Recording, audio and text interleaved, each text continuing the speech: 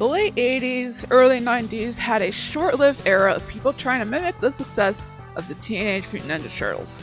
Some failed, and some are well remembered, like Street Sharks, and today's stars, the Battletoads, a video game known for its difficulty and buff amphibian green dudes. The franchise would garner enough success for merchandise to be mass-produced and be desired to this day. Let's ride the totally radical wave of Battletoads merchandise. The classic arcade beat-em-up would release on the Super Nintendo in 1991, and employees at game stores, or wherever games were sold, wore these badges that said, "Ask me about Battletoads." Do you guys remember those clicker toys? These things. Battletoads got one themed after them, and of course, it was a promo likely given as a bonus for pre-ordering the game. This poster has the game's iconic box art with some game screenshots. This one is from an issue of Nintendo Power. We've got it all. That's what the poster says. Advertisements were made for the game, and this one stands out. Compared to Battletoads, Turtles seemed like pond scum, an obvious jab at the Ninja Turtles. Bendums made figures of the Battletoads. Each one come on a card and are coveted by collectors. Tiger Electronics made a handheld game of Battletoads. While they are just mini-games and pale in comparison to what we have nowadays, these were a fun pastime. In issue 25, a comic detailing the canon backstory of the Battletoads was published. Deke, back in the 80s and 90s, had a variety of video game cartoons, like the Mario Bros. Super Show, Adventures of Sonic the Hedgehog, and yes, even Battletoads. It was a short-lived cartoon to market the video game, but it did make it to VHS.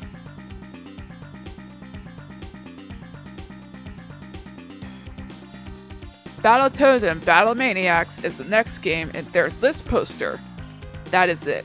During the same year, Battletoads crossed over with Double Dragon, and you guessed it, more posters. In 1994, a physical arcade cabinet was created where you can play the original Battletoads in select arcades. Fast forward to 2003, Major Mike gets a GamePro figure. These are highly collectible, especially if your names are Sunshine Mario, Luigi's Mansion, or Soap Shoe Sonic! Ah! I am better now. Thank you.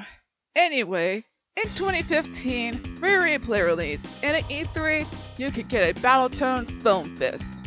There's also this poster. In 2019, Stubbins released a Rash plush, as did Fangamer, along with an icon pin, and Turbo Time. It's Turbo Time! Why am I like this? Battlemaniacs shirt with bonus sticker and a totally rad hoodie. I Am 8-Bit sold some vinyl records of the Battletoads soundtrack, and the art is stellar. I love this one with a fist going through the middle. That is peak design. There's also a cassette version. I don't usually showcase games, but this legacy cart collection is amazing. It would be a crime to not show off.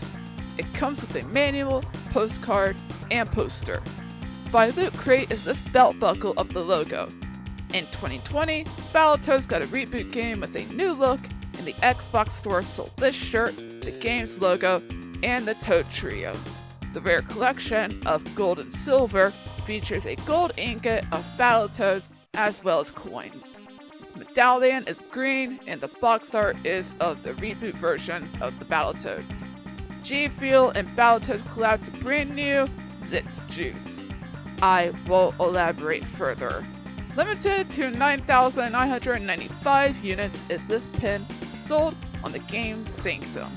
After waiting for what felt like an eternity, Platinum DNA releases their series of action figures, featuring the Battletoads and their foes. They have many points of articulation and have amazing detail. These are rather expensive, but if you're a fan of the games or a franchise in general, these are a must-have. While the merch releases have been inconsistent, the Battletoads remain relevant as beloved icons of the 90s. Rareware is remembered fondly for franchises like Battletoads, Conquer, and Banjo-Kazooie. Battletoads may not be my cup of tea, I do understand the appeal and appreciate it for being a part of video game history and for being a light in some people's childhood. Even if the game is difficult, after all these years, the Battletoads are still totally radical.